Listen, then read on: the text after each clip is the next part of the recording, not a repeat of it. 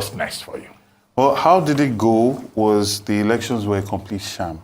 I feel that the ruling party in Lagos declared war on Lagosians because as early as 5, 6 in the morning, parts of Alimosho voting had already started happening. Thugs had been imported into Lagos from outside of Lagos. So you had a situation where at polling units, you had almost 30, 40 thugs per polling unit in certain parts of Lagos State. Local governments like Ojo, elections did not happen because they literally just scattered everywhere, set polling unit results on fire, right? So it was mad, a lot of violence. There's an idea that this was an ethnic coloration. But when you look deeper, that wasn't what it was. That was the boogeyman that helped them hide what they were trying to do, which was almost literally want to create a one-party state, in the sense that even if you say Gbadebo Rhodes-Vivour is half Igbo, Gbadebo Rhodes-Vivour does not speak Yoruba and you don't like that, Funsho Dorothy speaks Yoruba and is full Yoruba, right? And many other Yoruba candidates. Why did it have to be vote APC if it's about a Yoruba agenda, right? So you disenfranchise so many people. And this was not just in the majority dominated non-indigenous parts of Lagos. It was all across Lagos State. I'm talking about Ikeja, Koshofe, Shomolu. We lost a life in Shomolu, we lost a life in Koshofe, right? And these are places that are predominantly Yoruba. Alimosho as well, so much violence everywhere, right? So that's how we went. How it's going is we're focused on our petition right now. That has been submitted. Challenging the process, challenging the credibility of the elections. And also we're focused on giving support and succor to the many people that were affected by this violence. As a man that cannot walk again, I'm happy that we'll be able to pay for his therapy so that he's doing physiotherapy to be able to walk again. About 5 people have lost their sight, 2 have lost sight in one eye. 3 have lost sight in one eye, the other 2 are still trying to recover their sight. About 23 people still have bullet pellets in their bodies, and we're not only exposing this to the public, but we're also focused on giving them the support that they need because they're going through a very hard time, all just because they wanted to cast their vote. And finally, moving forward, we're also going to the ICC because we don't believe that, you see, this is not about Gbadebo Rhodes-Vivour anymore or Labour Party. It's not about our democracy. And I say this, but they try to twist my words. I love Lagos. I don't want Lagos to be torn apart by violence. What I'm saying is for any normal person looking at this scenario, if this scenario is allowed to stand, right? Anybody that is planning for future elections will not be thinking about debates anymore. They'll be thinking that these people are going to do the same violence again, so I must come with violence. And that's why we must resist this. The people that fan these ethnic quarrels, fan this ethnic tension, because there's a danger. If you look at Hitler's Germany, first it starts with the words, and you other people. So they are not us. So it's okay for bad things to happen to them, right? And then the violence happens. So we must take a stand against this for our democracy. All right, thank you very much. So you're saying you're doing this for posterity's sake? Yes. Because a number of people have said, stop making an issue out of it.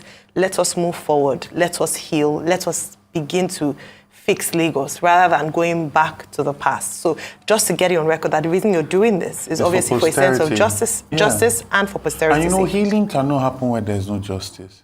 You cannot say you want peace, but want peace of a graveyard, right? That's what they want. They want to perpetrate these things and then gaslight and pretend like it did not happen so they don't deal with the consequences. But it only metastasis, it only gets worse. Right. You see the situation. So like a cancer, just yes, look at NSAS. They try to sweep it under the carpet. That morphed into something else, and it'll just keep. As long as you keep trying to suppress people, and injustice is there, it's only going to get worse. And this is how the things that are happening all across the world. This is how it starts. Okay, so my question is, I want to dig deeper into your claims of the number of people who have been affected, yes. Because these are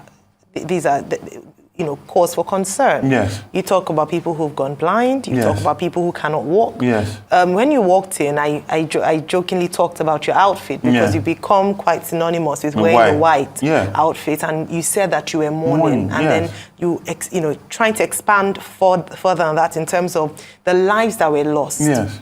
what people would question would be, what is the authenticity of this? Because we're still trying to get the authenticity of the numbers of people who were killed during the NSAS, and there's still that debate around that. So that's going to be the question to you, that who are these people that you're saying lost their lives? Was it directly as a result of the elections? Were there other reasons? What's the facts? What's the evidence of your claim? Fortunately, what we have now, we're shooting a documentary on all of this that we're going to expose, and we're going to put in the news so people can see and judge for themselves. So it will not be a he said, she said type of situation. We have incident reports across almost 700 to 800 polling units of violence on particular people, right?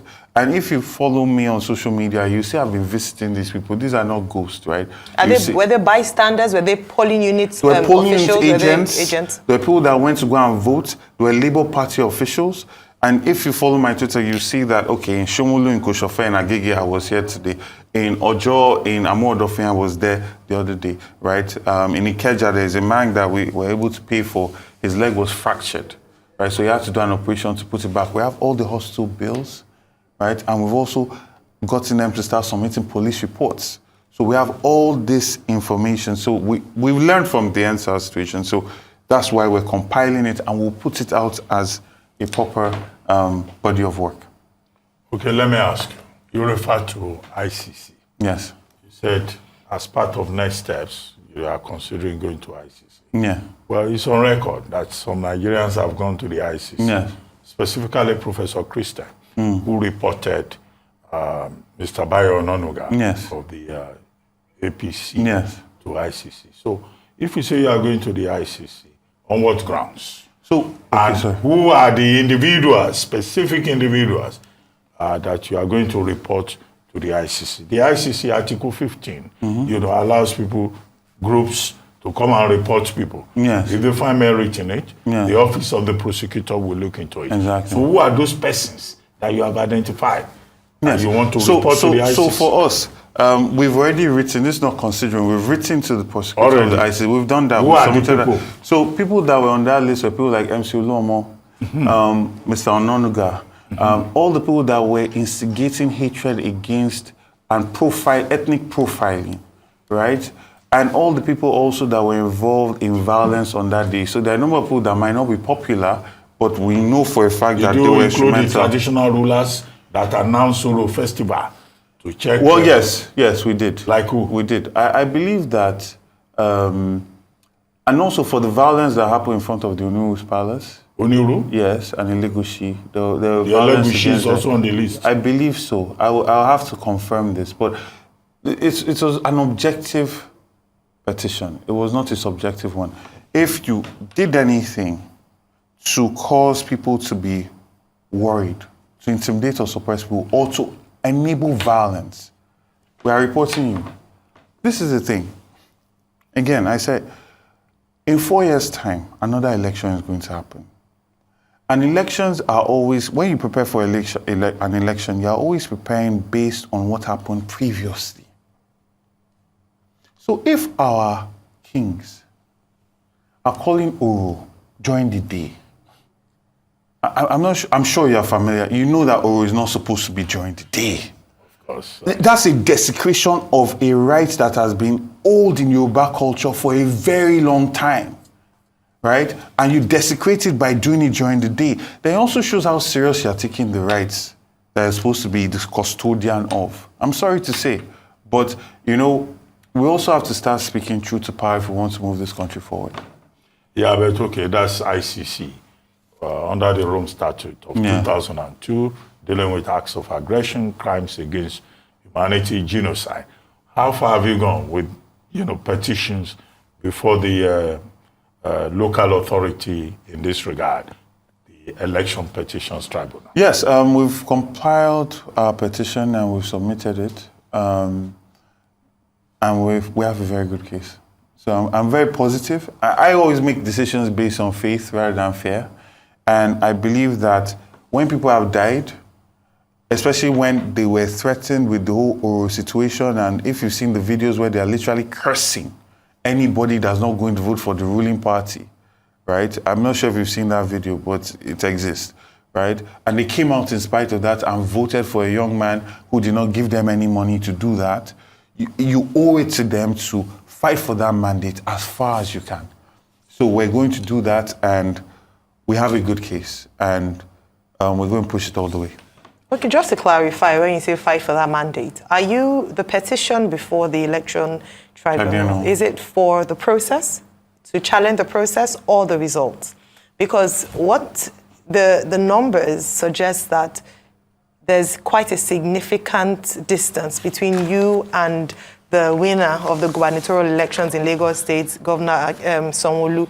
So what they're saying is that there's no case there. It was obvious that people voted for him. So what are you presenting to the tribunal? And if you're saying you're challenging the outcome, then what's your justification, bearing in mind the number difference between you and Governor Sanwo-Olu? Okay, so I laugh because it's actually sad how this election has just completely destroyed the reputation of INEC. Which I'm sure if you remember when I've come on here, I'll talk about INEC, electronic transmission of votes, like they've done so well, all of that. So we have on record, first, incidences of violence where all our polling agents and PDP agents were chased away and results were written. And we can prove that. We have testimony that can come on that. Areas of a lot of violence where elections pretty much did not happen, right? We're going to prove that as well. And we're also focused on now showing the difference if these things did not happen, right? So we're challenging the process and we're challenging the results. Well, you said one of your concerns is how to check the emergence of a one-party state in Lagos State. Yes.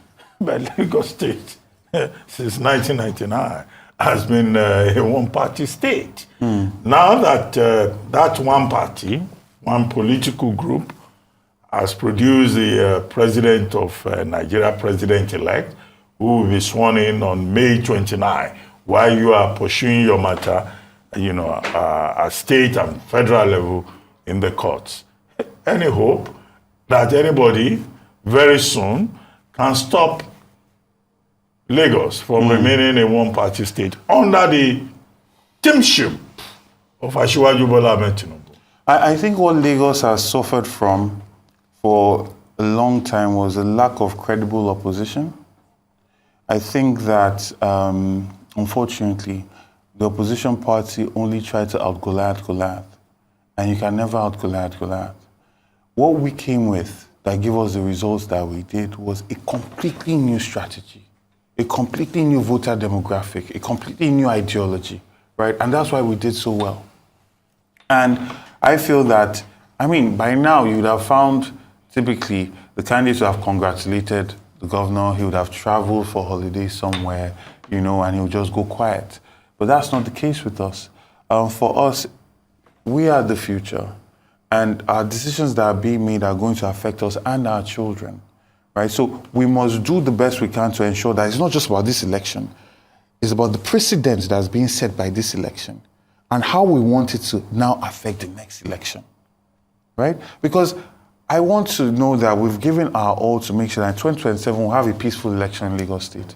And I don't think that's asking too much, right? Because what happened in Lagos was a war on Lagosians. No matter how they want to color it or muddy the waters, in Ikoyi, there were Yoruba people that were beaten and affected by thugs and hooligans that came in to the place, in Parkview, right? So even, look at what happened in VGC as well, right? And the complicity of INEC as well in this process has to be taken up, right? So that if they want to try anything again next time, they will do things differently. Or at least be more, give a perception of equity, fairness, and justice. Not this brazen rape of our democracy in Lagos State. All right, so I want to go back to a statement you talked about in terms of credible opposition. Yes. One of the strengths of a democracy, a good democracy, is opposition. Yes. A strong opposition. In Lagos State, that had been PDP, that had been the main opposition. So are you saying that PDP was not a credible opposition? And why would you say that, bearing in mind that you were in PDP before moving on to Labour Party? Yes. And then beyond that, I'd like you to also speak about, because we looked in the introduction, we talked about ethnic bigotry. Yeah. I want to ask in terms of post-election. So some people have said it's a political tool that was used before elections. Unfortunately, what we've seen is that it's possibly exacerbated post-election. I'd like you to give your assessment of it and how we can begin to tackle this, because people are listening. I mean, even comments around it, people have said, now calling you by your middle name almost seems like a slur, which shouldn't be the case. So I'd like you to speak to that in terms of what the reality has been, and then have there been any threats to your security or to your life? Yes. So in terms of a credible opposition party, I feel that because the PDP, this is my own humble analysis of the situation, because the PDP had gone through two major crises. One was the murder of Funsho Williams. The second one was this whole conversation of being able to take all the Southwest but leaving Lagos for Tinubu because Alhaji Atiku Abubakar was in charge at the time. I think those two things have influenced the psychology within the party. And a lot of people push to a point and then they go quiet, right? And then you have candidates that will emerge as governor and you won't hear from them for 4 years and they come up when it's time for elections again. That's not opposition, right? So the quality of candidates you put forward matters. The why of that candidate matters, right? And that's what will keep them going. So that's what I mean by credible opposition. Is the staying power outside of election season, right? And being able to be focused on that. The second question which you talk on, which is ethnic profiling and bigotry. How has it improved? Is it worse? No, it's worse situation now. It's worse now because the propaganda machine has gone on overdrive, at least on social media. I feel that what they've seen is that this movement is the future. So they are trying their best to discredit it as much as they can. But then the problem is that there are real life consequences to these things. I'm saying that I know 23 people. This is not that I heard. I've gone to visit them at Navy Hospital in Ojo. They have bullet pellets in their bodies. Why? Because someone just came there and was shooting at them, saying they're the ones that called the army to prevent the movement or to prevent the voter intimidation that we're doing. I've seen them. If you go on my social media, you see pictures where I'm looking at the x-ray of bullet pellets in their chin or in their neck, right? And some of these people have lost their lives, right? So there are real life consequences to these things. And it's very sad because I see the culture of Lagos, the culture of Lagosians, our culture is one of openness and welcoming. That's why we've prospered. It's not because they are worried or the Egun are just done everything themselves. No, we created an enabling environment for people to come in and prosper. That's our culture, right? And even the Yoruba culture in itself is not one of suppression and intimidation. Igbo people, the Southeast have been neighbors for us for centuries. Can you remember any recorded war between the Yoruba and the Igbos? Compared to like the Yoruba Benin, the Yoruba and the Oba of Benin Kingdom, or the Yoruba and the Fulani. There are historic markers where there was war, but this has never happened, a war across Niger. So it's very unfortunate because you have people that have come into the state, they've invested, they add so much to the GDP of the state, they're employers of labor, they're tax-paying members, and there's this vitriol, so much vitriol. Even as at this week, there's a local government chairman, so in Ojo, I believe, that was locking up shops so that people could not get in. I saw the video. I've not been there to confirm it, but I saw the video. So we need to move away from that. And what I am preaching now is healing, right? At least in our mind, because there must be healing that happens by the government or by the legal arm of the law. Yeah. Right? Arm of government, right? So for us is reminding people about our affinities. Yeah. Because when you actually look historically, we are from the same roots, right? Okute. The stone in Yoruba and Igbo, Ifa, Afa. Like you look at the linguistics and similarities, we are one people, right? So it's to heal that and just ensure that, I meant Okuta. Is to heal that and make sure that people can actually start to see past this thing again. And the idea of this tribal sort of ethnic baiting, I believe that, and that's why it's important to go to the ICC. I believe that when people see that there are consequences to these things, they'll be a lot more careful. Threat to your life. I'll Sorry, ask just you- the Threat to the my question life, is yes, threat to yes. you. I'm constantly getting that. I was with His Excellency Peter Obi about 3 days ago, and he also told me how he gets these things, we travel, go away, be quiet, all of that. My mother is constantly calling me to tell me that there are different people threatening and all of that. But, you know, I think it will be a disaster that so many people came out to vote for you, so many people chose hope over fear, and you just disappear and go quiet.